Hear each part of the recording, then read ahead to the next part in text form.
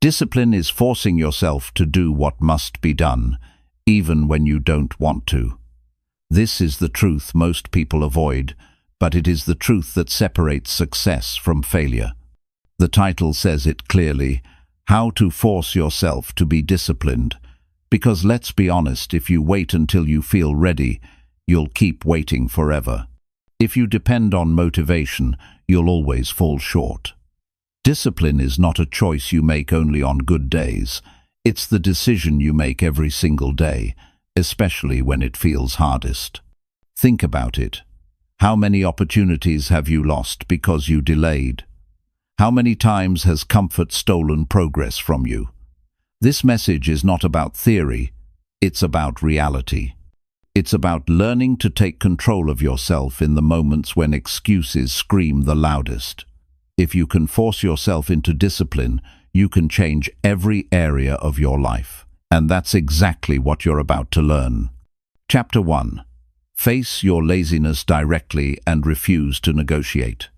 Discipline is not something you stumble upon. It is not something that arrives at your door one morning with a smile. Discipline is something you must face, something you must confront, and most importantly, something you must force into your life when everything inside of you would rather avoid it. When you feel that pull of laziness, when your body says stay in bed, when your mind whispers that you deserve a break, that is the moment you must stand up and refuse to negotiate. Because if you negotiate with laziness even once, it will win the argument every single time. Laziness never runs out of excuses. Laziness will always have another reason ready. But if you refuse to negotiate, if you take your stand, you begin to build the kind of strength that changes your life.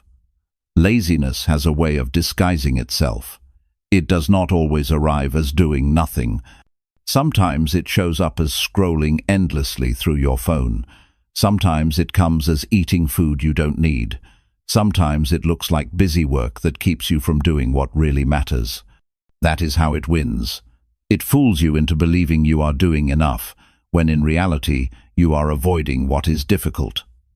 And the truth about life is this: progress is always found in what is difficult. The things that push you, the things that make you sweat, the things that demand your focus, those are the things that shape you into a person of discipline. If you want to become disciplined, you have to learn to see laziness for what it truly is, the enemy of your future. When you wake up in the morning and you feel the weight of the bed holding you down, that is the moment discipline is calling your name. You either answer it or you turn your back on it. But here is the reality. Every time you turn your back on discipline, you strengthen your laziness. Every time you choose comfort over action, you train your mind to obey laziness. And then, when it matters most, when your life demands focus, you will already be conditioned to quit. That is why it is so dangerous to negotiate with laziness. Even the smallest excuses begin to shape your character. You think you are only skipping a workout, but what you are really doing is building the habit of saying no to discipline.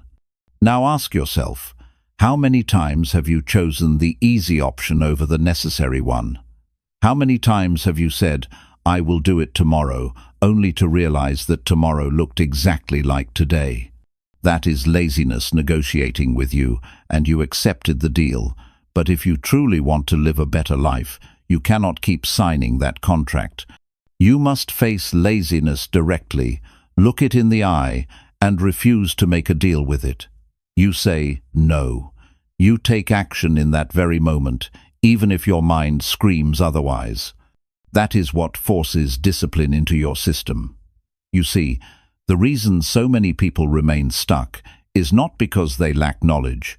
It is not because they lack opportunity. It is because they negotiate with laziness. They wait until they feel ready. They wait until the conditions are perfect. They wait until the motivation arrives. But those things never come when you expect them. If you sit around waiting for the perfect feeling, you will wait for the rest of your life. Discipline begins when you act before you feel ready. It begins when you face laziness directly, and you move in spite of it. The human mind is a master at creating comfort. It tells you stories. You worked hard yesterday. Take it easy today. You don't have the energy right now. Do it later. One skipped day won't hurt. These are not harmless thoughts. These are chains. They keep you tied down to the same level, the same results, the same life. And if you accept them, you become weaker without realizing it. You may think you are just resting, but in reality you are training yourself to surrender. This is why you must build the ability to recognize those thoughts and shut them down before they control you. Think about the people you admire most. They are not more talented than you. They are not luckier than you. They simply stopped negotiating with laziness. They built discipline by refusing to listen to excuses, by forcing themselves to act, even when they didn't feel like it. That is the secret. It is not glamorous. It is not exciting. It is simply the power to say no to the weakness inside of you and yes to the actions that will move you forward. Now, forcing yourself to be disciplined is not about being harsh with yourself for the sake of punishment. It is about respect. It is about respecting your future enough to make decisions today that will serve you tomorrow. When you refuse to negotiate with laziness, you are telling yourself, I am worth the effort. My future is worth the sacrifice. My goals are worth the discomfort. That is not self-punishment. That is self-respect at the highest level. The truth is, laziness never really goes away. It will show up tomorrow, and the day after, and the day after that. You cannot eliminate it. But you can weaken it.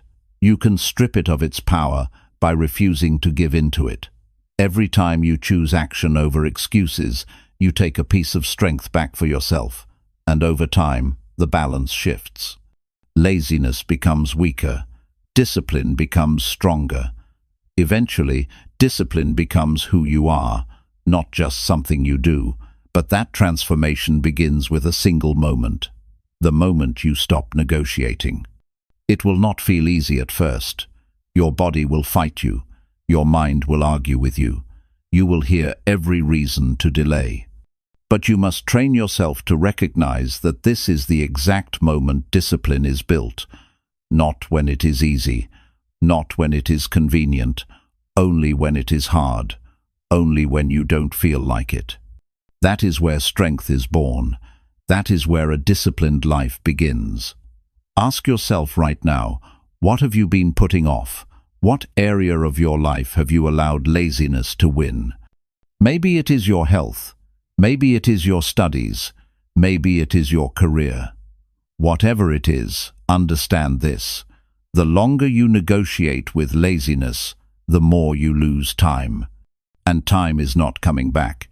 That is the real cost of laziness, not just wasted minutes, but wasted opportunities. So how do you face it directly? You start small. You pick one thing you know you need to do, and you do it immediately. You do not think about it. You do not debate it. You do not ask how you feel. You stand up and you act. That small victory begins to break the pattern. And once you break the pattern once, you can break it again and again and again. That is how discipline is built, through small victories stacked on top of each other until they create a foundation that laziness cannot break. And every time you win against laziness, you gain something more than progress. You gain confidence. You begin to trust yourself. You know that when laziness shows up tomorrow, you will be ready. You will not fold.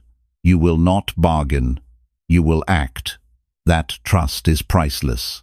Because once you trust yourself, once you know that you will not negotiate with weakness, your life changes in ways you cannot imagine. There will always be people who say, I can't do it. It's too hard. I'll start later. Do not join them.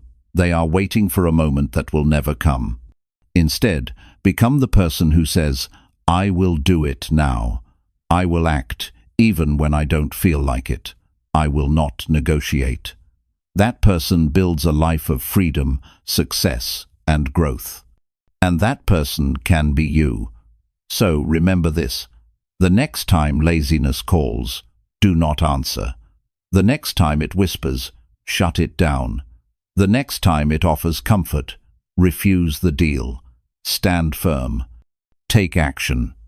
Build your strength one choice at a time. And never forget, the moment you refuse to negotiate with laziness is the moment you force yourself into discipline.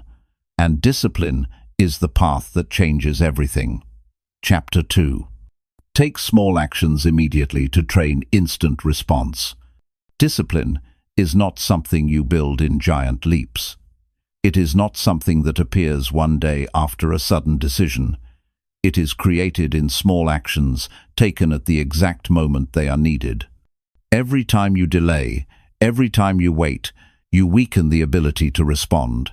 The secret to real discipline is learning to act immediately, to move as soon as the thought enters your mind, without hesitation and without negotiation. Those small, instant actions train your mind and body to respond without delay, and that habit becomes the foundation of strength in every part of life. Think about how often opportunities pass you by simply because you paused. You felt the urge to exercise but waited a little longer and then skipped it. You knew you had a call to make but told yourself you would do it later, and later never came. You had an idea to write something down but convinced yourself it could wait, and then you forgot. These small moments do not feel destructive at the time, but they slowly condition you to ignore your own direction.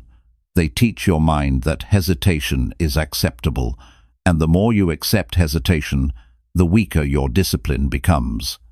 Now imagine the opposite. Imagine every time you had the thought to act, you moved. You thought of drinking water, so you drank it. You thought of picking up a book, so you opened it. You remembered a task you needed to complete, so you started it right then. That pattern builds something powerful, the ability to respond instantly. That is how you remove laziness before it grows. That is how you prevent procrastination from building roots, and that is how you gain control over yourself. The reason immediate action is so powerful is because the human brain is fast at creating reasons to stop. Within seconds of thinking about doing something hard, your mind creates a list of arguments against it. It tells you you're too tired. It tells you you'll have more energy later. It tells you it's not urgent right now. But those arguments only appear when you wait. If you act before your brain has time to debate, you win. You cut off the excuses before they take shape. That is why small, instant actions matter more than big, delayed ones. When you decide to train this skill, start with something simple. As soon as your alarm rings, stand up. Not after a few minutes, not after checking your phone. Stand up immediately. That is a small action, but it builds a strong lesson. I control my response. Do the same when you remember a small task. Do it right then, even if it takes only 30 seconds. Each time you do this, you reinforce the message that you are a person who acts, not a person who waits. Discipline is not just about grand goals. It is about teaching yourself that your actions follow your decisions. If you decide to do something and then don't, you are teaching yourself to doubt your own word. But if you decide and then act instantly, you are teaching yourself trust. That trust grows into confidence. Confidence grows into consistency, and consistency builds a disciplined life. But it begins with small actions taken immediately. You may think small actions are too insignificant to matter, but they are the seeds of change. When you act instantly on a small task, you train the same mental muscle that will later help you act instantly on bigger challenges. Picking up a book today trains the same discipline that will help you start a business tomorrow. Standing up as soon as your alarm rings trains the same discipline that will help you stay strong under pressure later. You cannot skip the small steps. They are the training ground for the big ones. If you want to test yourself, give this rule a try. When you think of something necessary, count down from 3 and then do it. 3, 2, 1, move. Do not let the thought sit for long. That simple rule removes hesitation. It breaks the habit of waiting, and it forces you to build a new reflex. Act now. Over time, you won't need to count. Your body will move on its own. That is what real discipline feels like, not forced effort, but trained reflex. But here is the truth. You will not always feel like moving instantly. Some days the small action will feel heavier than it should. Some days you will want to delay. That is where training comes in. You are not building a lifestyle where everything feels easy. You are building a mind that acts regardless of feelings. Feelings change. One day you feel motivated, the next day you don't. If your life depends on feelings, you will live inconsistent. But if your life depends on trained response, you will live disciplined. Look at any person who has achieved consistency in their field. They are not waiting for inspiration every day. They trained themselves to act as soon as the decision was made. That is why they succeed. They may not always do it perfectly, but they do it without delay. And the truth is, discipline is not about perfection. It is about consistency of action over time. That consistency is impossible without instant response. You must also understand that waiting does more than waste time. It weakens your self-respect. Every time you delay, you feel the weight of disappointment. You know you should have moved, but you didn't. That small regret builds into frustration, and frustration, if repeated long enough, turns into self-doubt. That is the dangerous cycle of hesitation. But when you act immediately, even on something small, you feel a sense of pride. That pride fuels motivation. That motivation makes the next action easier. And soon, your life is filled with momentum instead of regret. Discipline is not a gift. It is a choice repeated until it becomes natural. And the most powerful way to train that choice is through instant action. When you think of doing something productive, move before excuses arrive. When you feel resistance, step into it quickly before it grows. Every instant action is a reminder that you are stronger than hesitation. The beauty of this approach is that anyone can start it right now. You don't need money. You don't need equipment. You don't need special skills. All you need is the willingness to act as soon as the thought appears. That is available to everyone, and the more you practice, the more natural it becomes. The first time you do it, it may feel uncomfortable. The 10th time, it feels less difficult. The 100th time, it feels automatic. That is how you turn instant action into habit. Think about this. Every person has the same 24 hours. Some build disciplined lives, others waste their days. The difference is not time, the difference is response. Some act immediately, others wait. Which group do you want to belong to? The answer lies in what you do the moment a decision comes into your mind. If you want a stronger future, stop giving power to hesitation. Start honoring your thoughts with immediate action. When you feel the urge to do something good for yourself, move. When you know a task is waiting, handle it now. When you have the choice to delay or act, choose act. Those choices may seem small in the moment, but they are shaping who you become. The disciplined life is built in these exact moments, not tomorrow, not someday, right now, right here, in the decision you make today. Take small actions immediately, and you will train yourself to respond instantly. That instant response becomes your protection against laziness, procrastination, and wasted time. It becomes the tool that helps you live with focus and strength, and it becomes the foundation of a life that grows stronger every single day. When you decide to act instantly, you are telling yourself that your future matters more than your comfort. You are telling yourself that excuses will no longer run your life. You are telling yourself that you are in control. That message, repeated in small actions, will change everything. So when the next decision enters your mind, do not wait, do not hesitate, do not negotiate.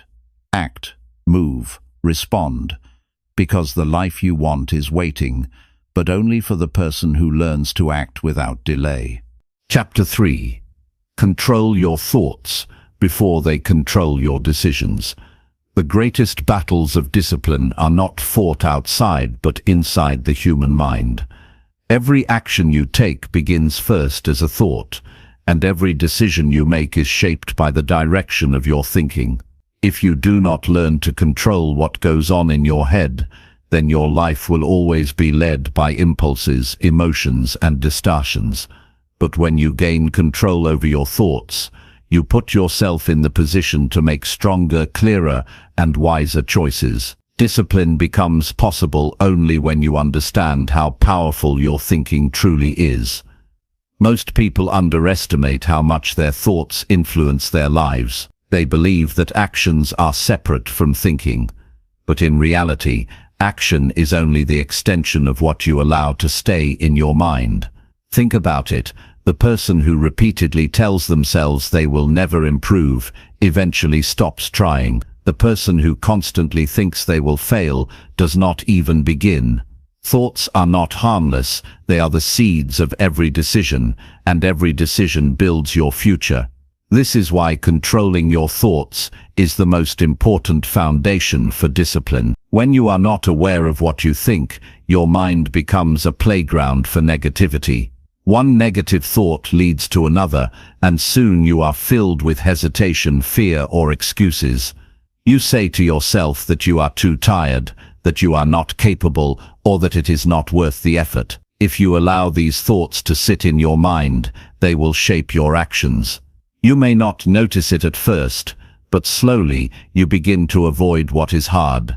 You begin to settle for less than you are capable of, and over time your life reflects the weakness of those thoughts. The good news is that you can take back control. You can train yourself to filter your thoughts the way you filter the food you eat. You do not eat whatever is put in front of you without thinking. You choose carefully because you know it will affect your health. In the same way, you cannot allow every thought to take root. You must choose which thoughts are worth keeping and which ones must be replaced. This is a discipline in itself, the discipline of thought management. The first step to controlling your thoughts is awareness. Too many people live on autopilot, never stopping to notice what they are thinking. They assume their thoughts are facts, when in reality, most thoughts are simply opinions, interpretations, or echoes of past experiences. If you want to take control, you must learn to stop and examine. Ask yourself, what am I thinking right now? Is this thought leading me forward or holding me back? Is this thought building discipline or destroying it? The very act of asking these questions gives you the power to separate yourself from the thought instead of being controlled by it. The second step is replacement. You cannot simply force a thought to disappear. The human mind does not operate in empty space. If you want to get rid of a destructive thought, you must replace it with a constructive one. If your mind says, "I can't do this," you replace it with, "I may struggle, but I can learn and improve." If your mind says, "I don't feel like starting," you replace it with, "I will begin now," because starting creates momentum. Replacement is not about pretending everything is perfect. It is about directing your mind toward thoughts that build strength rather than weakness. Another important step is to limit the input that feeds negative thoughts. Your environment is constantly shaping the way you think. The news you consume, the conversations you have, the people you spend time with, all of these leave an impression on your mind. If you surround yourself with people who always complain, you will start to think in complaint. If you fill your day with endless entertainment, your thoughts will lean toward comfort instead of growth. Controlling your thoughts also means controlling what you expose yourself to daily. If you want discipline, you must create an environment that feeds your mind with clarity, focus, and direction. One of the strongest tools for controlling your thoughts is reflection. Set aside time each day to examine how your thinking guided your choices. Ask yourself, did my thoughts push me toward my goals or away from them today? Where did I let negativity control my actions? Where did I win the battle in my mind? This habit builds awareness and allows you to make corrections before poor thinking becomes a habit. The more often you reflect, the quicker you catch harmful patterns. Understand this truth: your feelings often follow your thoughts. If your thinking is undisciplined, your emotions will be unstable. You will feel discouraged, overwhelmed, or anxious, not because of circumstances, but because of how you are thinking about them. But when you control your thoughts, your emotions become more stable. You feel capable, strong, and in control. And when your emotions are steady, your decisions improve. This is why controlling your thoughts is not just a mental exercise. It directly affects your energy, your focus, and your ability to follow through.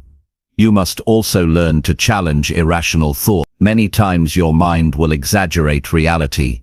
It will tell you the task is too big, that you don't have enough time, that failure is certain. But when you step back, you realize those are not facts, they are fears. Discipline grows when you confront those fears with truth. The task may be big, but it can be broken into steps. You may not feel ready, but you can start with what you have. Failure may be possible, but so is success. Challenging thoughts is how you prevent them from dictating your behavior. Controlling your thoughts is not about ignoring difficulty. Life will always present challenges. It is about choosing how you respond to those challenges in your mind before you respond in your actions. The person who disciplines their thoughts says, "This is difficult, but I can handle it one step at a time." The person who does not control their thoughts says, "This is difficult, so I won't try." Same situation, different thought, completely different outcome. If you want to make this practical, begin by paying attention to the small moment. Notice what you say to yourself when the alarm rings. Notice what you think when you face a hard task. Notice the thoughts that appear when you feel tempted to delay.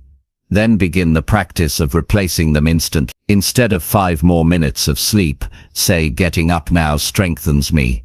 Instead of "I'll do it later," say, "Doing it now keeps me disciplined." Instead of "This is too much," say, "I will take the first step." This is how you slowly retrain your mind to work for you instead of against you. Over time, as you win more battles in your mind, you begin to feel stronger. You trust yourself more because you know your thoughts no longer control you. You control them. That trust builds a kind of quiet power. You no longer feel like a victim of your feelings. You no longer let every distraction pull you away. You live with intention. That is the essence of discipline. Living by choice instead of reaction. One of the greatest benefits of controlling your thoughts is that it gives you freedom. People often think discipline is about restriction, but it is the opposite. When your thoughts are clear and directed, you are free from the chaos of impulses and doubts. You are free to decide your own actions instead of being pulled by every feeling.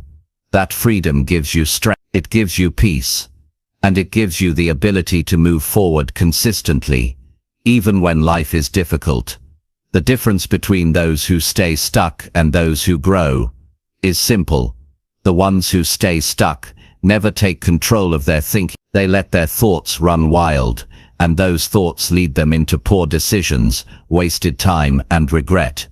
The ones who grow learn to master the inner dialogue. They choose thoughts that serve them. They replace weakness with strength. And because of that, their actions follow a higher path. From this moment forward, make it your mission to notice your thinking. Treat every thought as a visitor knocking on the door of your mind. Some visitors you welcome in because they bring value. Others you send away because they bring harm. The power to decide who stays and who leaves is yours. When you exercise that power daily, discipline becomes not just an action, but a way of life. Do not wait until your thoughts drag you into poor decisions. Take control at the first moment. Direct your mind before it directs you. Replace weakness with strength, doubt with determination, hesitation with action. This is how you take ownership of your life. And this is how you build the discipline that will carry you to every goal you set for yourself. Chapter 4. Force repetition until your brain accepts new behavior. Human behavior is built on patterns. Whatever you do repeatedly becomes easier to do again. The brain is designed to adapt, and it does not care whether what you repeat is useful or destructive. If you repeat procrastination, it becomes natural. If you repeat excuses, they become automatic. If you repeat strength, that becomes automatic too. The way you rewire your brain for discipline is through deliberate repetition, forcing yourself to do the behavior again and again until it feels normal. At first, it feels uncomfortable, even unnatural, but repetition changes what your brain accepts as familiar. Think about the first time you tried to do something difficult. It felt heavy, awkward, or exhausting. Maybe it was exercising, waking up earlier than usual, or speaking in front of others. The first time is always the hardest. But notice what happens after you repeat it. The difficulty begins to fade, the task feels less foreign, and eventually it becomes a regular part of your life. That shift did not happen because the task changed. It happened because your brain adjusted to the repetition. What was once unusual became routine. The problem for most people is that they quit before that adjustment takes place. They start a new behavior, but when it feels uncomfortable, they tell themselves it is not for them. They expect discipline to feel natural immediately. But nothing feels natural in the beginning. Walking once felt impossible. Reading once felt overwhelming. Driving once felt terrifying. You overcame those things only because you forced repetition until your brain accepted them. The same principle applies to every habit you want to build. Discipline grows when you push past the stage of discomfort and keep repeating. That is the test. The brain is stubborn. It prefers the old patterns. It wants to keep you in what feels safe. When you introduce a new behavior, it resists. That resistance is not a signal to quit. It is a signal that your brain is adjusting. If you keep repeating, you break the resistance. But if you stop, you train your brain to resist even more the next time. This is why forcing repetition is not optional. It is necessary. The key to making repetition work is consistency, not intensity. Doing one massive effort and then stopping does not rewire anything. Doing something small every day does. If you want to build the habit of reading, reading 2 pages every single day is more powerful than reading 100 pages once a month. If you want to exercise, moving your body daily is more effective than training hard once and then resting for weeks. The brain learns through rhythm, through the daily act of repeating, not through random bursts of effort. You must also remove the expectation of instant change. Too many people want quick results. They want their brain to accept new behavior after 1 or 2 tries. When that does not happen, they quit. But your brain does not change on demand. It changes with repetition. That means you must force yourself through the stage where it feels unnatural, through the stage where it feels uncomfortable, until you break through to the stage where it feels automatic. If you can survive the middle stage, you will succeed. This is where discipline becomes real, doing the action even when you do not see results yet. Imagine planting a seed and digging it up every day to check if it is growing. It will never take root. Behavior works the same way. If you stop repeating too soon, the habit never has time to form. But if you give it enough consistent repetition, the roots grow deep, and soon the behavior belongs to you. You do not have to think about it anymore. It becomes part of your identity. Repetition also has another powerful effect. It builds evidence for your mind. Every time you repeat a disciplined action, you are showing yourself proof that you can do it. 1 push-up proves you are capable of moving. 1 day of writing proves you are capable of producing. 1 day of controlling your schedule proves you can direct your time. Each repetition is evidence that weakens doubt and strengthens belief. Eventually, the belief becomes so strong that the behavior is no longer forced, it is who you are. There will be moments when you feel tired of repeating. That is natural, but those are the exact moments where change is happening the most. Repetition carves grooves into your brain, and every time you continue despite boredom or fatigue, you make those grooves deeper. The deeper the groove, the easier it becomes to repeat again. Quitting at that stage erases your progress, but persisting solidifies it. That is why persistence is more important than motivation. Motivation comes and goes. Persistence comes from repetition, and repetition creates discipline. One practical way to make repetition work is to attach it to something you already do. If you want to build the habit of gratitude, write down 3 things you are thankful for right after brushing your teeth. If you want to build the habit of exercising, do a few push-ups after you pour your morning glass of water. Linking a new behavior to an existing one creates a natural trigger for repetition. The more you link, the easier it becomes to repeat without forgetting. You must also celebrate the completion of repetition, not just the outcome. Many people only reward themselves after big results. But the truth is, repeating the action itself is the real victory. Each repetition is a win. When you acknowledge that, you reinforce the behavior, and your brain becomes more willing to repeat it again. This is how you make repetition sustainable. Another challenge with repetition is monotony. Doing the same thing every day can feel boring. But boredom is part of training. Your brain craves novelty. But novelty does not build discipline. Repetition does.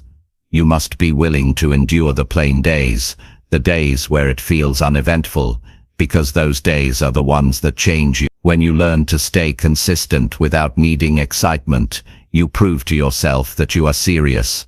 That seriousness is what separates those who succeed from those who quit. Think about how repetition has shaped your current life. The way you walk, the way you speak, the way you react to stress, all of it came from repetition. You did it enough times until it became automatic. If repetition shaped your old habits, it can shape new ones too. The question is not whether repetition works. It always works. The question is whether you are willing to force it long enough for your brain to accept it. The most powerful part of repetition is when it moves from being something you do to something you are. At first you say, I am trying to be disciplined. After enough repetition, you say, I am disciplined.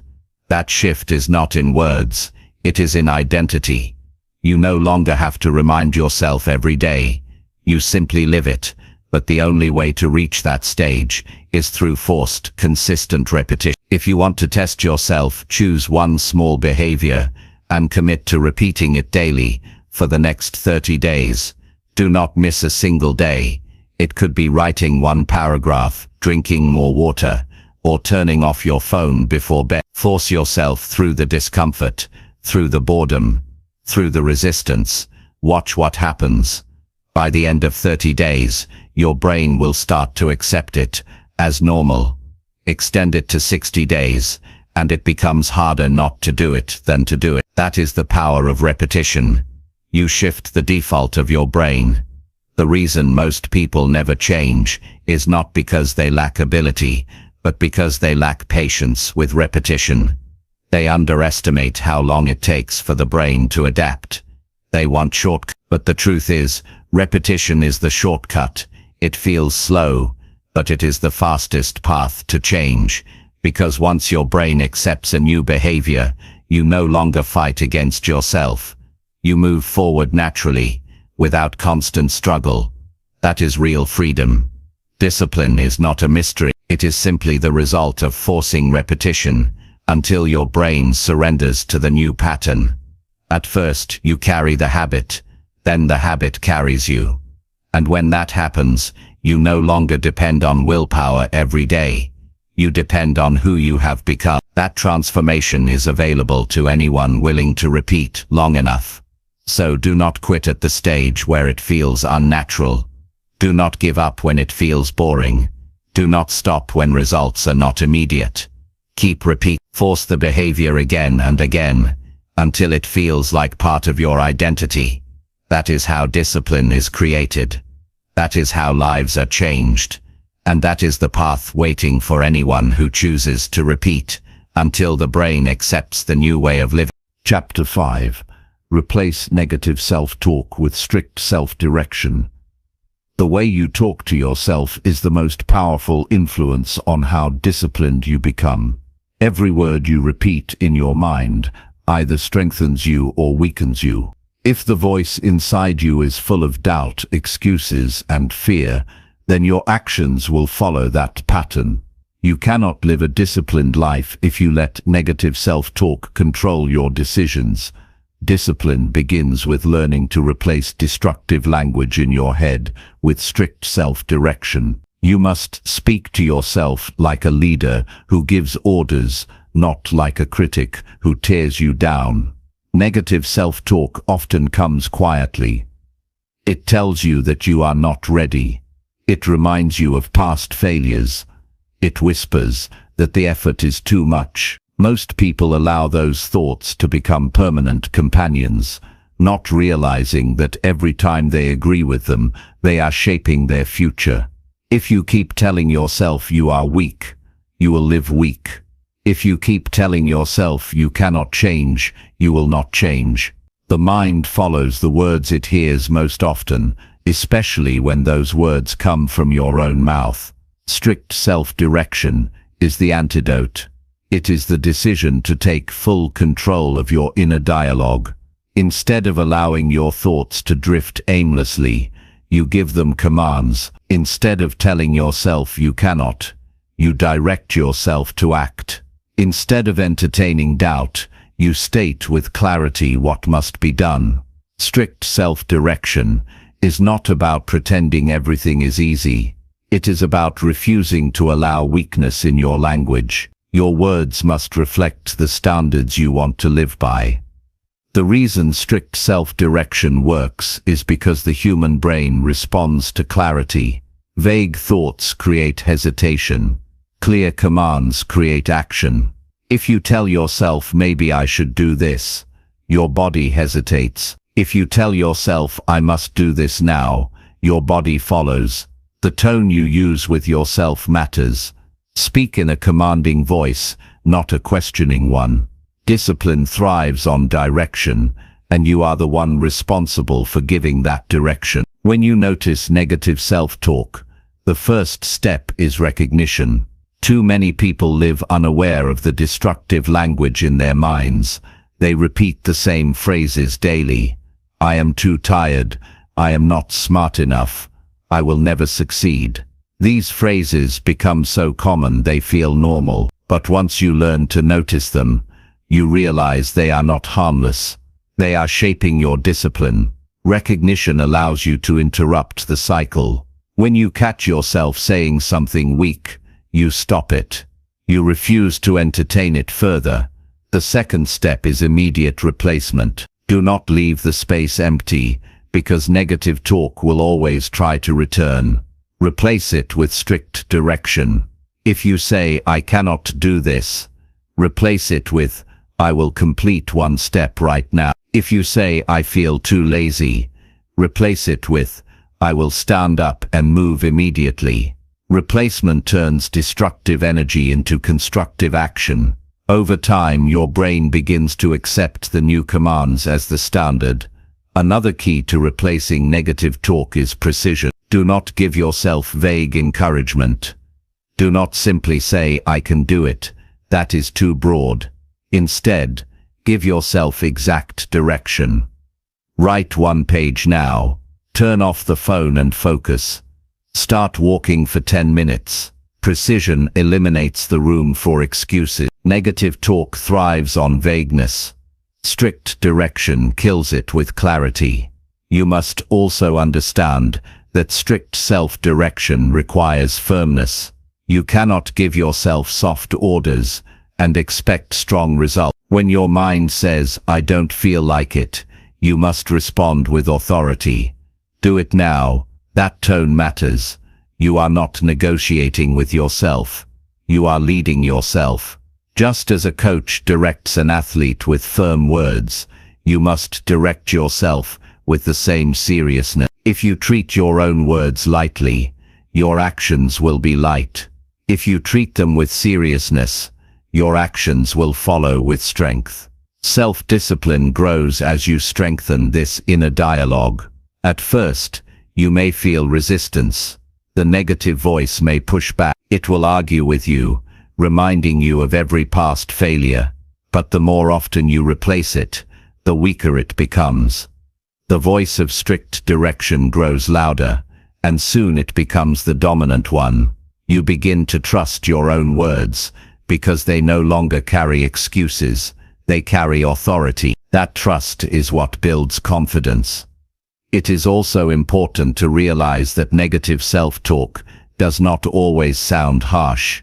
Sometimes it disguises itself as kindness. It tells you that you deserve to rest when you have not yet worked. It tells you that taking it easy today will not hurt. It tells you that tomorrow will be a better day to start. These thoughts feel comforting, but they are dangerous. They are traps that keep you weak. Strict self-direction cuts through those false comforts with clarity. It says, rest is earned, not given. Do the work first. It says, tomorrow will not be better unless you act today. That is how you protect yourself from the deception of comfort. Your environment will also influence your self-talk. If you spend time around people who constantly complain or lower their standards, their language will echo in your head. You will find yourself repeating their negativity, even when they are not present. That is why you must be careful with the voices you allow around you. Surround yourself with people who speak with clarity, strength, and direction. Their language will influence your own, and your inner dialogue will rise to match it. A practical exercise for replacing negative self-talk is to write down the most common excuses you tell yourself. Look at them clearly. Then, next to each one, write the strict direction that should replace it. For example, I am too tired becomes I will begin for 5 minutes regardless of energy. I will never succeed becomes I will practice daily until I improve. Read those strict directions often, until they become automatic. Each time the old excuse appears, you already have the new command ready. Strict self-direction is not about being unkind to yourself. It is about being honest and firm. Negative talk weakens you because it removes honesty. It exaggerates your limits and hides your strength. Strict direction gives you the truth. You may not feel ready, but you are capable of action.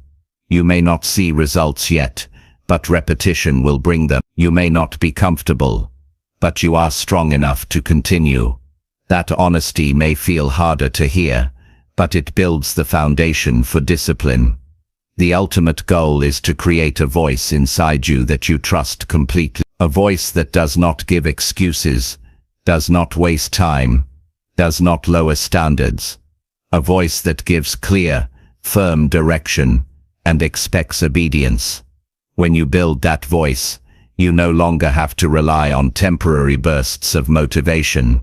You no longer have to wait for inspiration. Your own words drive you forward every day.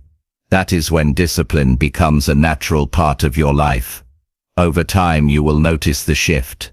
The negative talk that once controlled your decisions will fade. The strict direction you practice will become automatic.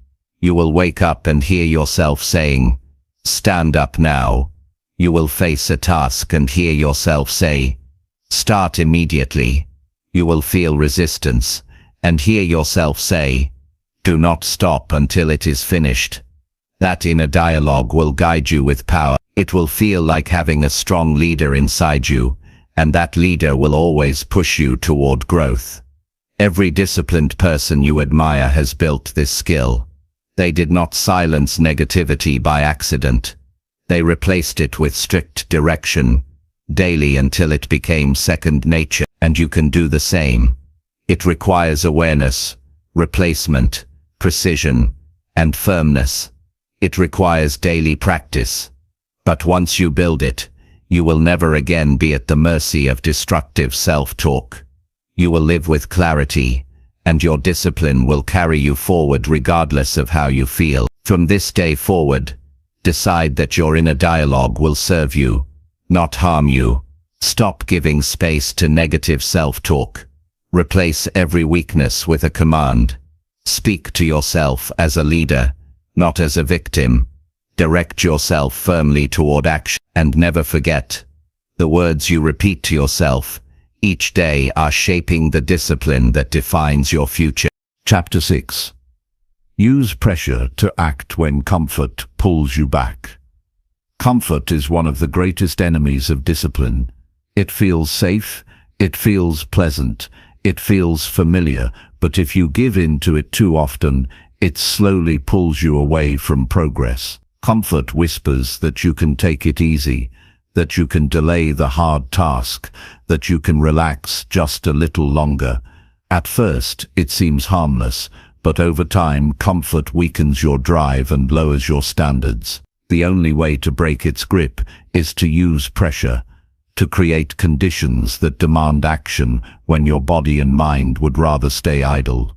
Without pressure, comfort will always win. With pressure, you force yourself to rise above it.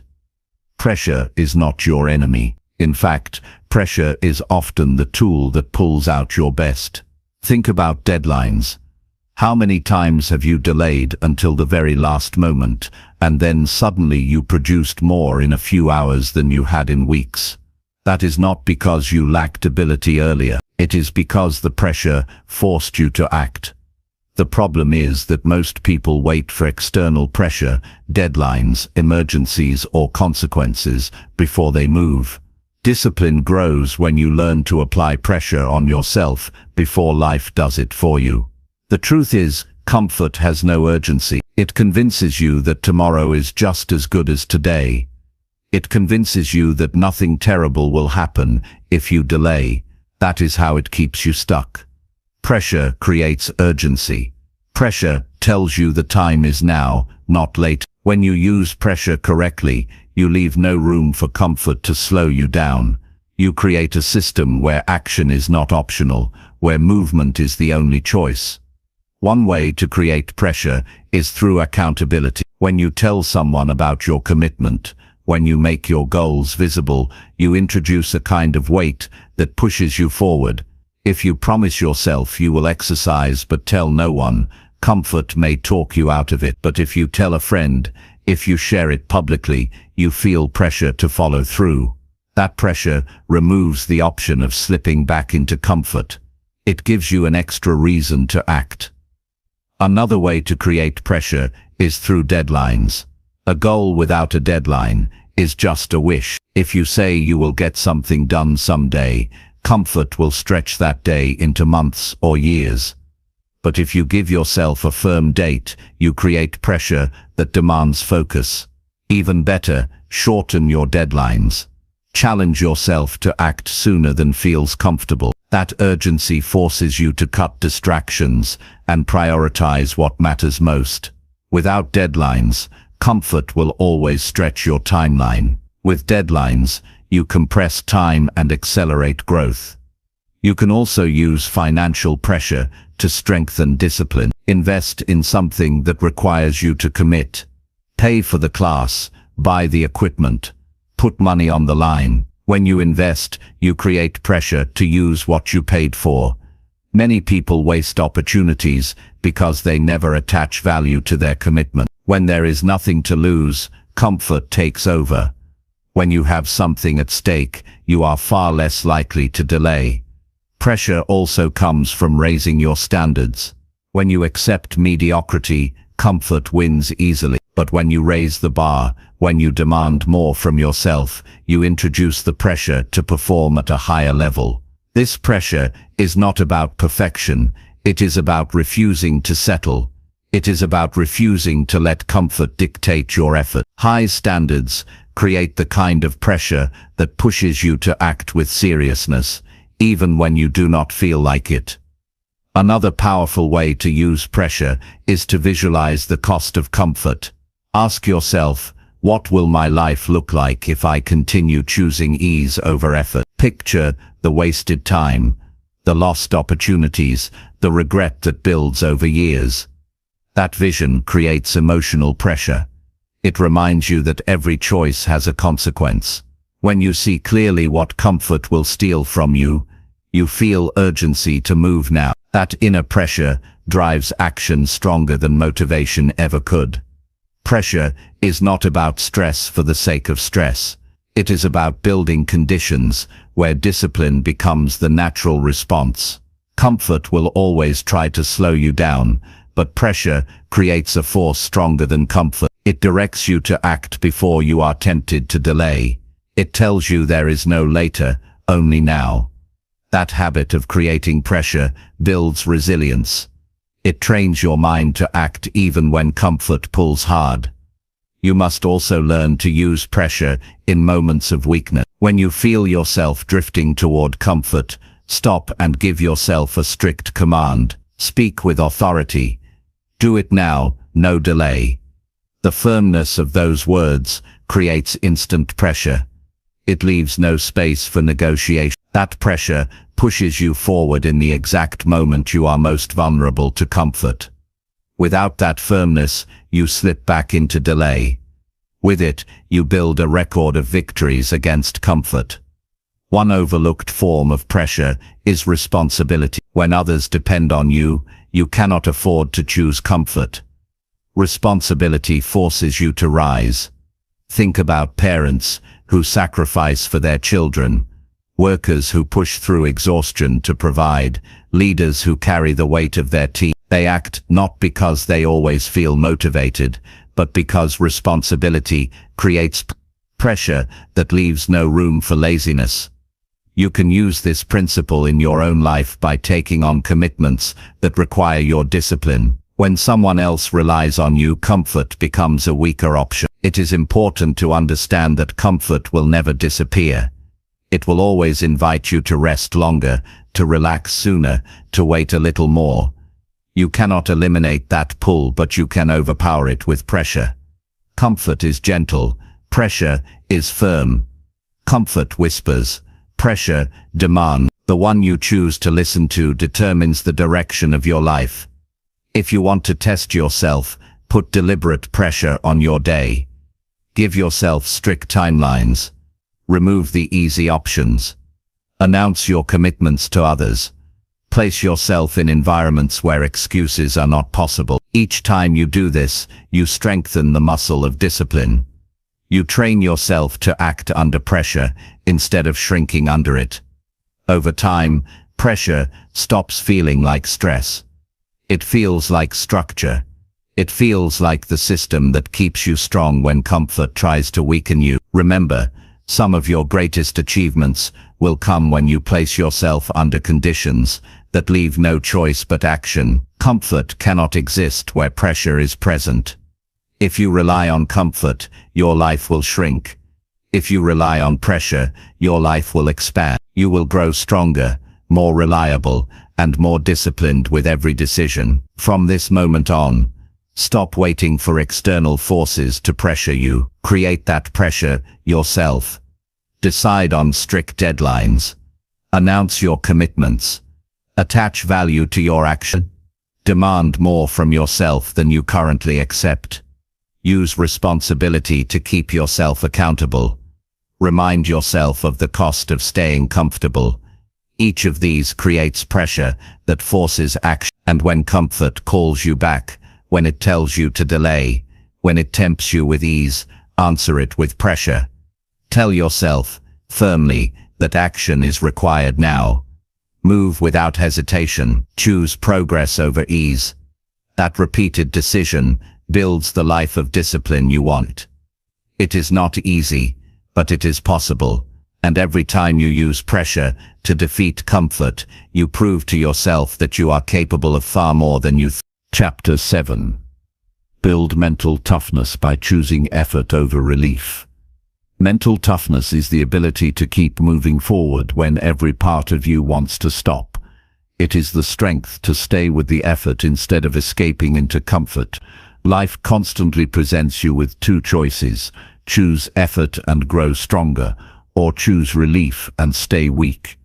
The easy road tempts you every day, but if you always take it, you will never know your real capacity. The disciplined life belongs to those who train themselves to choose effort consistently, even when the relief looks more inviting. You must understand that toughness is not built in comfort. It is created in the moments when effort feels heavy, when resistance feels unbearable, when you would rather escape. That is the exact moment where you can either quit or push through. If you quit, you teach yourself that relief is more important than progress. If you push through, you teach yourself that effort defines you. Over time, these choices shape your identity. You either become the person who gives in to relief, or the person who thrives under effort. Most people underestimate how often they choose relief without realizing it. They reach for food when they are stressed, instead of addressing the real issue. They check their phone to avoid facing the hard task. They stop short of finishing what they started, because the effort is uncomfortable. Each of those moments feels small, but they accumulate into a pattern. That pattern either builds weakness or builds toughness. The mind adapts to whichever one you feed. Choosing effort means you refuse to run from discomfort. You accept that growth requires pain. You accept that strength requires sacrifice. You accept that progress will never feel easy. But here is the truth: the discomfort of effort is temporary, while the weakness that comes from chasing relief lasts much longer. When you push yourself to complete the work, the pain fades and the reward remains. When you give in to relief, the comfort fades and the regret remains. Mental toughness is about training yourself to live for the long reward, not the short escape. Discipline requires you to recognize the tricks of relief. Relief always presents itself as harmless. It says you deserve it. It says you will only rest for a short time. It says the problem can wait. But once you accept it, relief multiplies. A short break turns into hours wasted. A skipped day turns into weeks of neglect. The danger is not in the single choice, it is in the pattern that follows. Every time you allow relief to control you, you weaken your ability to choose effort next time. That is why you must be ruthless in rejecting false relief. Building mental toughness begins with small acts of effort. You do not need to start with the hardest challenge. Start with something simple, like finishing your workout without cutting it short, completing your task before checking your phone, or staying focused for a set amount of time without distraction. Each of these small victories strengthens your tolerance for effort. They send the message to your mind that you can endure discomfort. The more you repeat them, the stronger your toughness becomes. As you grow stronger, you can begin to deliberately seek effort. Choose to walk instead of taking the elevator. Choose to stay with the problem instead of quitting when it gets hard. Choose to finish what you started, even when you want to leave it incomplete. Each of these choices builds your resilience. Mental toughness is not a gift you are born with. It is a habit you create by consistently choosing effort over relief. Another essential part of toughness is self-respect. When you choose effort, you prove to yourself that you can be trusted to finish. That trust builds pride, and pride fuels confidence. But when you choose relief, you lose respect for yourself. You may enjoy comfort in the moment, but later you feel disappointed. That disappointment weakens confidence. You start doubting your own ability to follow through. The only way to reverse that is to rebuild trust through effort. Every time you push past comfort, you earn back your respect. Mental toughness also requires patience.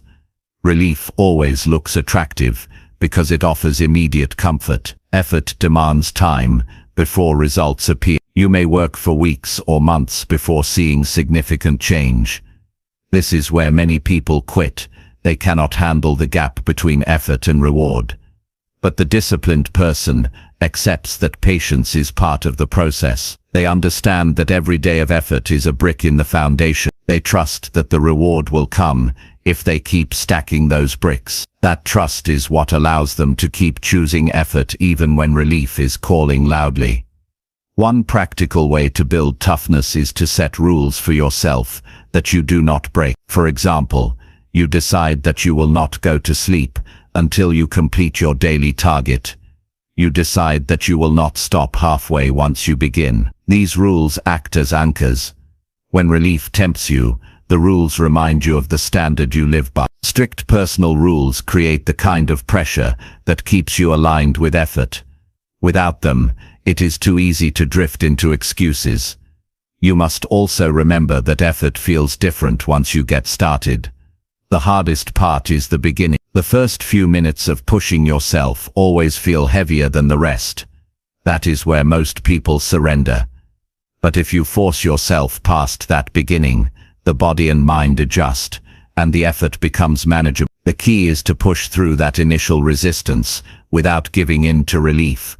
If you do that repeatedly, your toughness grows naturally.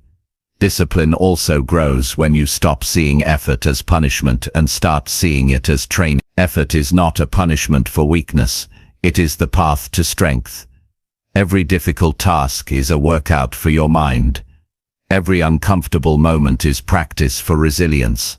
When you adopt this perspective, you no longer resent effort. You embrace it as the tool that makes you unshakable. That mindset shift is critical. People who see effort as punishment run from it. People who see effort as training welcome it. Relief may feel good for a moment, but it cannot build character. Character is built only in effort. When you are tired but keep going, you grow. When you are afraid but take action anyway, you grow. When you want to quit but stay until it is finished, you grow. These moments define toughness. They separate the disciplined from the undisciplined, the achievers from the average, and every person has access to them. The difference is whether you choose effort or relief. To build toughness, you must also expose yourself to challenges intentionally. Do not always wait for difficulty to arrive on its own. Create it. Wake up earlier than you want. Push yourself to work longer on your craft. Hold yourself to higher standards when nobody is watching. Voluntarily choosing effort makes you stronger, so when life forces effort on you, you are already prepared. The more you train under self-imposed effort, the less likely you are to break when real pressure comes. Eventually, you will realize that effort is what gives life meaning. Relief feels empty because it creates nothing. It is fleeting. But effort produces results. Effort builds skills. Effort creates confidence. Effort leaves a legacy. When you look back, you will not be proud of the times you escaped into comfort. You will be proud of the times you chose effort and proved to yourself that you were stronger than you thought. That pride will stay with you far longer than any temporary relief. From today forward, begin to notice your daily choices. When comfort pulls you toward relief, stop and ask yourself, which decision will make me stronger? Which choice will make me proud later? Which path builds my discipline? The answer will almost always be effort. Then make the decision quickly. Do not give relief time to argue. Take the harder road, and remind yourself that this is how toughness is built. Over weeks and months, you will notice the change. Tasks that once felt overwhelming will feel easier. Challenges that once broke you will feel manageable.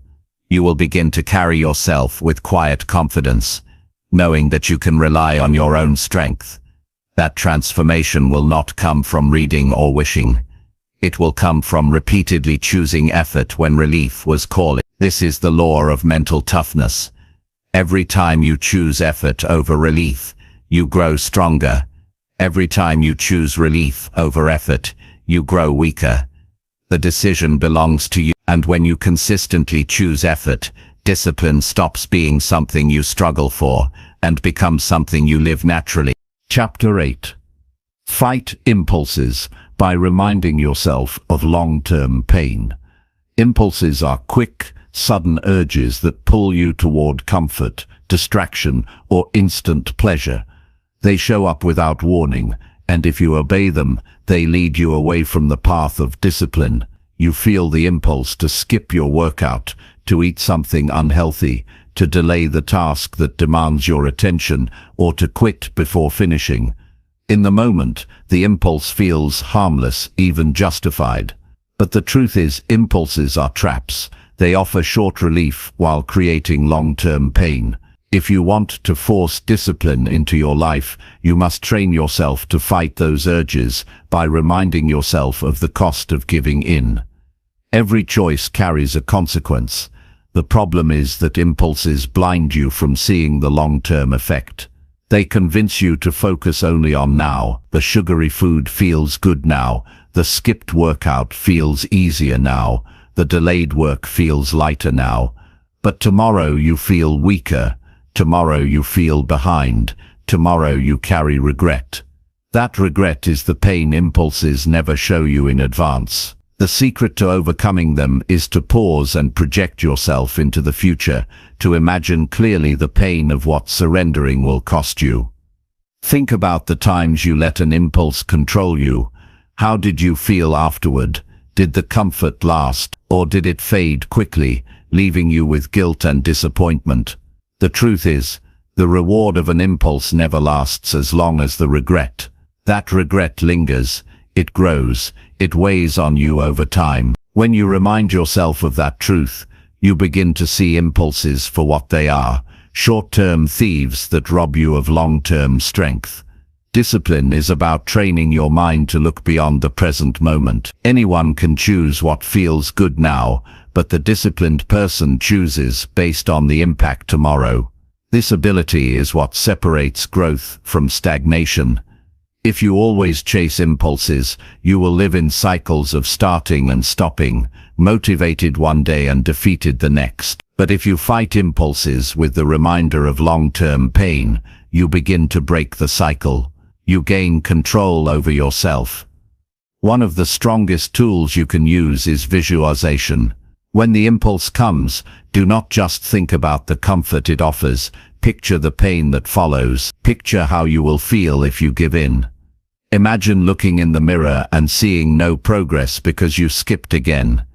Imagine the stress of unfinished work piling up because you delayed again.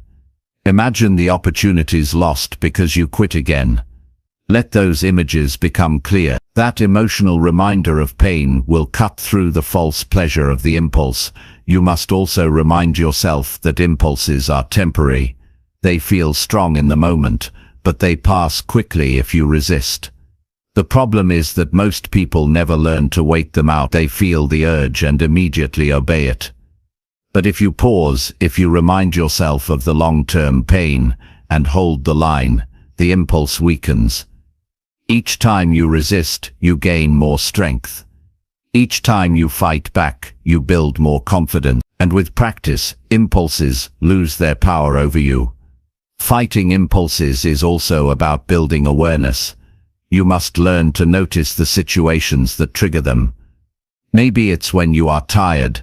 Maybe it's when you are stressed. Maybe it's when you are bored. If you do not identify these triggers, you will always fall into the same trap. Once you know them, you can prepare.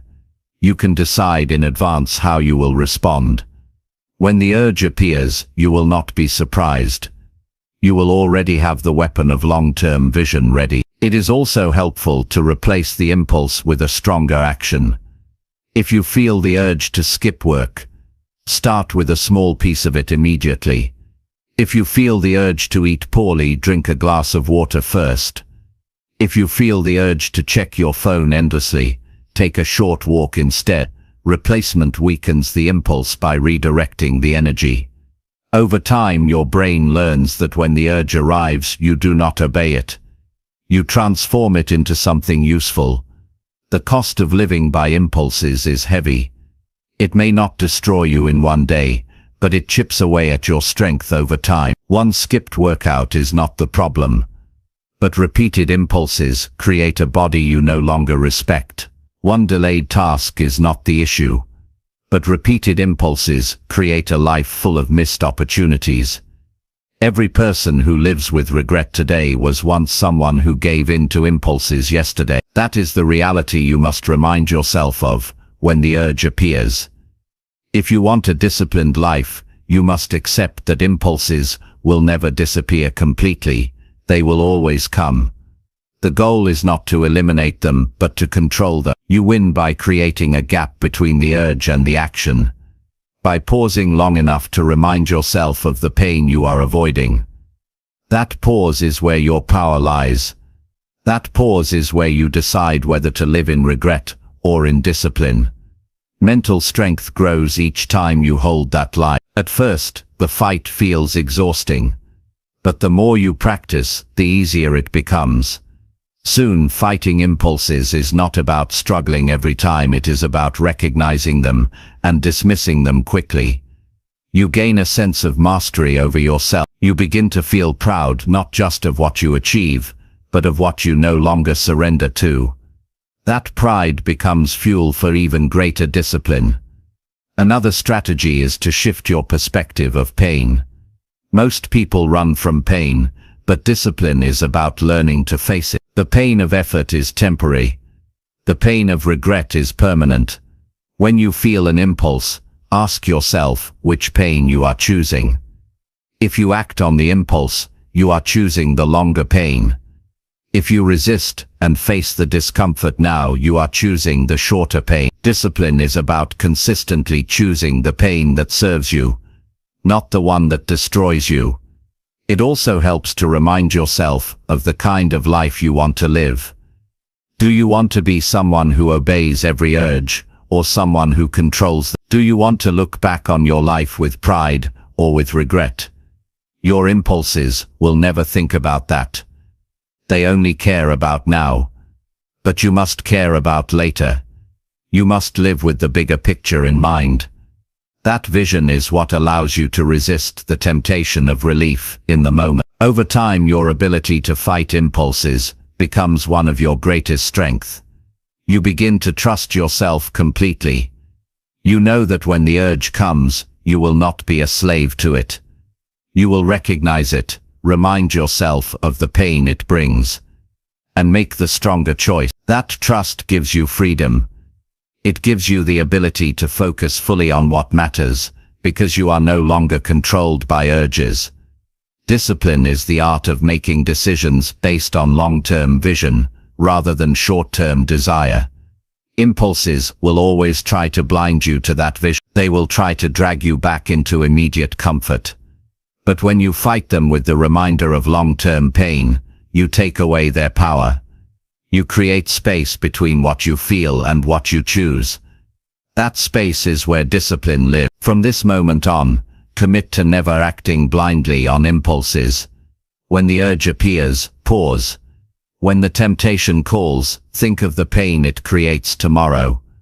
Let that thought be heavier than the comfort of now. Then act according to your higher standard, not your lower desire. Each time you do this, you strengthen your discipline.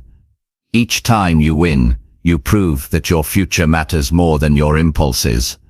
The disciplined life is not built by perfect conditions or endless motivation. It is built by winning the battles of impulse every day. It is built by choosing effort over regret, vision over comfort, discipline over weakness. And it begins with one powerful skill: the ability to fight impulses by remembering the long-term pain they create. That reminder is the shield that protects you from regret and the tool that builds your strongest self. Chapter 9. Direct your energy only toward tasks that truly matter. Every person wakes up each day with a limited supply of energy. That energy can be directed toward building a meaningful life, or wasted on distractions that lead nowhere. Discipline is not just about forcing yourself to act. It is about making sure your actions are directed toward the tasks that truly matter. Without this focus, you can work hard all day and still feel empty because your energy went to things that made no real difference. A disciplined life is not measured only by activity, It is measured by progress in the areas that shape your future. The reason so many people feel drained yet unfulfilled is because they scatter their energy across too many things. They spend hours reacting to messages, scrolling through endless content, worrying about opinions that don't move their life forward, or chasing trivial tasks that make them feel busy but not productive. At the end of the day, they are exhausted, yet nothing important has been built. That is the trap of undirected energy. When you live this way long enough, you begin to believe that effort itself is enough, but effort without focus is wasted effort. The discipline that changes your life comes from saying no to the unimportant and yes only to the essential. The first step to directing your energy wisely is clarity. You must know what truly matters to you. Without clarity, you will be pulled in every direction by demands, temptations, and distractions. Ask yourself, what are the few things in my life that create the biggest results? What actions move me closer to health, growth, stability, or freedom? These answers will not be the same for everyone, but every person must define them. Once you are clear, the discipline is to align your energy only with those priorities. It is easy to get caught in the noise of daily life. Every notification, every invitation, every request from others pulls at your attention. If you do not protect your focus, the world will decide for you where your energy goes, and the world will rarely direct you toward your highest priorities. That is why you must be deliberate. You not simply hope your energy will go to the right places. You must decide in advance. You must protect your focus like it is your most valuable resource, because it is. One of the strongest strategies is to identify your top 3 tasks each day. The tasks that truly matter, and commit to completing them before anything else. These are not errands or busy work. These are the actions that align with your long-term goals. When you give your energy to them first, you ensure that no matter what else happens, your day produces progress in what counts. Too many people fill their mornings with small distractions and then wonder why they have no energy left for the work that matters. Discipline means flipping that pattern, doing the important first and leaving the trivial for later, if at all. Another way to direct your energy is by creating boundaries. Discipline is not just about what you do, but about what you refuse to do. Every time you say yes to something meaningless, you are saying no to something meaningful. If you constantly allow others to interrupt your time, if you constantly agree to obligations that do not serve your goals, you are giving away your energy. Discipline requires the strength to say no firmly and without guilt. That no protects your energy for the tasks that build your future. You must also learn to recognize false productivity. False productivity is doing things that feel like work, but create no real impact. Organizing endlessly, checking emails every few minutes, over-researching instead of acting.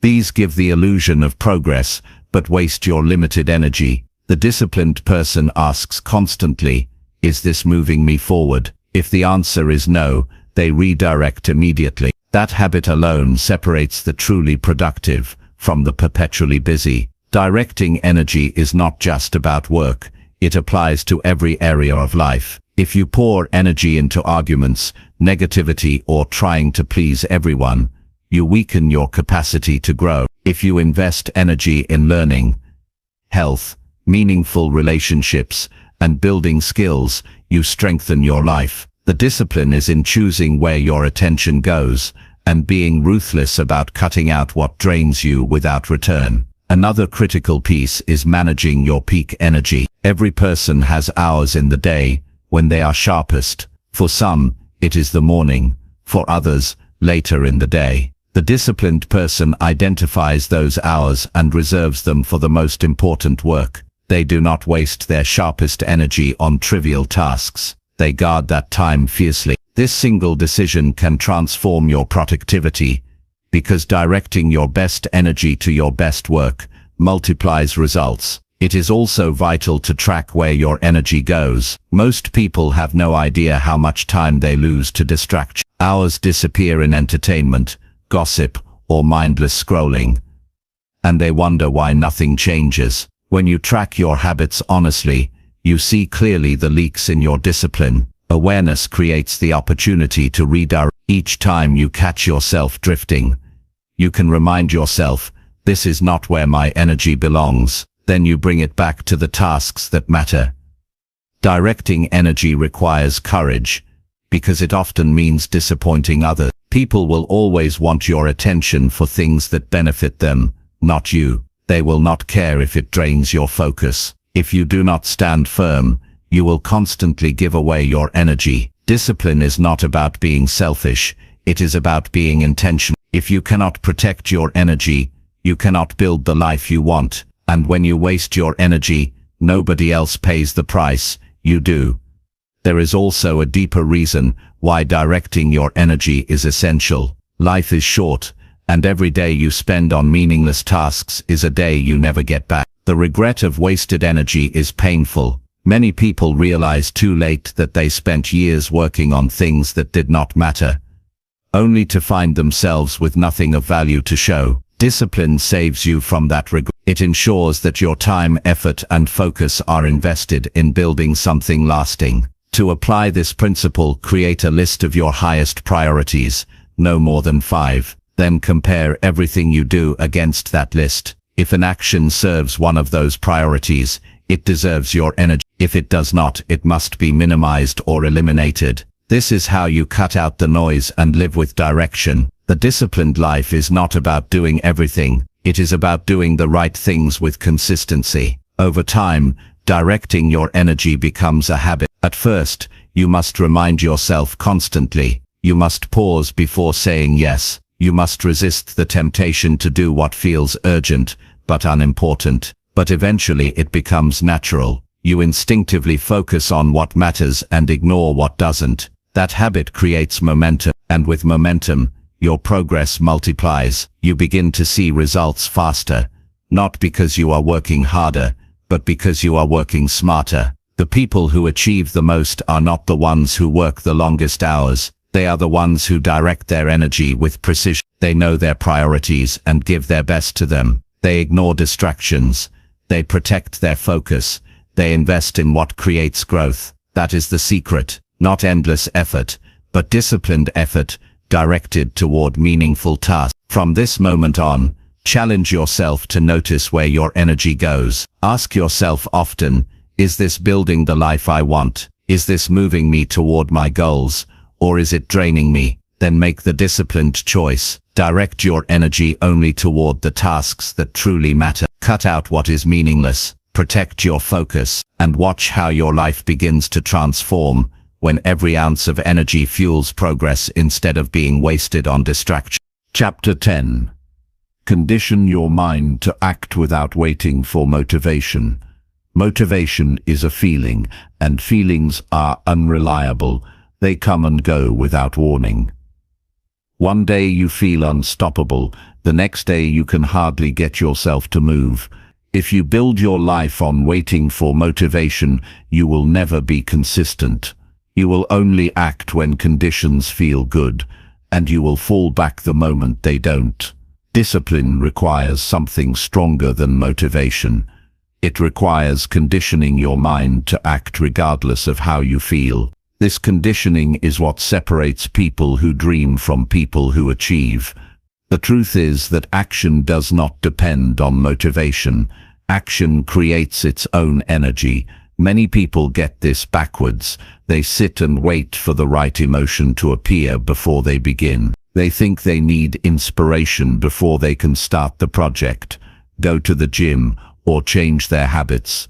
But inspiration often only arrives after action has already begun.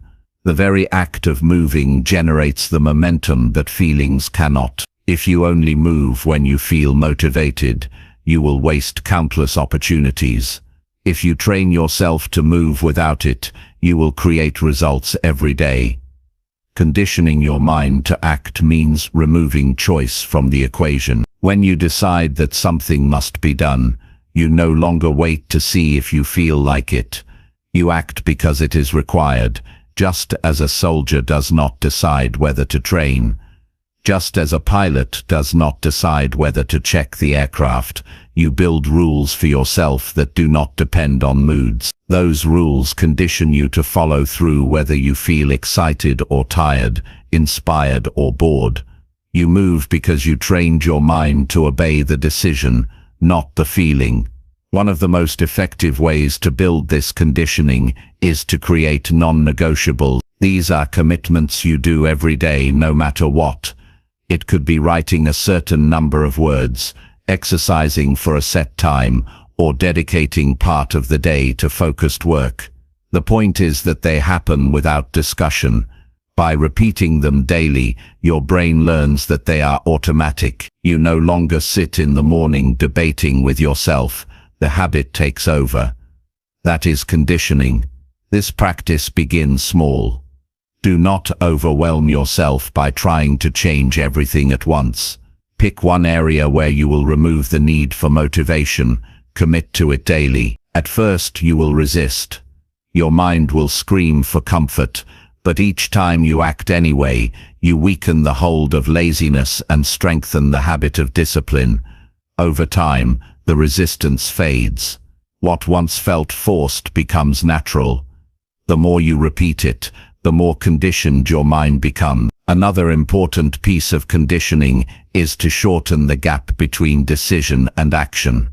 The longer you wait after deciding to act, the more space you give for excuses to appear. If you decide to exercise, start immediately. If you decide to study, open the book right then. Delay feeds hesitation, and hesitation kills discipline. Immediate action, even if small, locks in the decision. Your mind learns that once you decide, you move. That repeated pattern rewires your behavior until acting instantly is automatic. It is also helpful to reframe how you think about motivation. Instead of waiting for it, treat it as a bonus. When it is present, enjoy it. When it is absent, ignore it. Stop giving it the power to dictate your actions. If you wake up feeling inspired, use it. If you wake up feeling drained, act anyway. When you live by this principle, you no longer care whether motivation shows up or not. You operate on a higher standard. That standard is discipline. Another strategy for conditioning your mind is to tie action to identity. Stop saying, "I need motivation to do this." Instead, say, "I am the kind of person who does this." When you connect discipline to who you are rather than how you feel, your actions become consistent. If you identify as a disciplined person, then acting daily without waiting for motivation is simply what you do. Identity-driven discipline is far stronger than feeling-driven discipline. You must also expect resistance. Your mind will test you. It will search for reasons to delay. It will remind you of how tired you are, how much easier it would be to do it later, how small the task is compared to the effort required. This mental resistance is natural. The key is not to eliminate it, but to act despite it. Each time you do, you prove to yourself that you are stronger than resistance. That proof builds confidence, and confidence reinforces discipline. There is also value in embracing discomfort directly. Many people avoid action because they wait for it to feel good. But part of conditioning is teaching yourself that you can act even when the task feels unpleasant. You can write when you don't feel creative. You can train when your body feels heavy. You can study when your mind feels distracted. By doing so, you teach yourself a powerful truth. Your feelings are not in charge. You are. That realization transforms the way you live. Conditioning also benefits from structure. If your days are unstructured, you leave space for indecision. If you have clear routines, your brain shifts into action without waiting for permission. Wake up at the same time. Begin your work at the same time. End your day with the same ritual. These structures condition your behavior until they no longer feel like choices. They feel like automatic parts of your life. The fewer decisions you leave to feelings, the stronger your discipline becomes. Think about the people you admire who have achieved extraordinary results. Do you believe they felt motivated every day? Of course not. They acted because they trained themselves to move without motivation. They understood that the work must be done whether the emotion was there or not. That is why they are consistent. Consistency is not built on inspiration. It is built on conditioning. The cost of waiting for motivation is high. You lose time. You lose progress. You lose trust in yourself. Each time you delay, you reinforce the belief that you cannot act without the right move. That belief grows stronger until you feel powerless to change. But the opposite is also true. Each time you act without motivation, you reinforce the belief that you are in control. That belief grows stronger until action becomes second nature. That is the path to freedom. From today on, stop relying on feelings to guide your life. Train yourself to act based on commitment. Condition your mind by repeating daily actions until they are automatic. Shorten the gap between decision and movement. Create non-negotiable standards. Embrace discomfort as part of the process. Treat motivation as optional, not essential. Build an identity based on discipline, not emotion. These principles will condition your mind into a force that acts regardless of how you feel. And when you master this, you become unstoppable. You no longer need to wait for inspiration to visit. You no longer waste days because motivation didn't show up. You live with certainty, knowing that no matter what, you will act. That certainty is the foundation of discipline, the foundation of progress, and the foundation of a life of strength.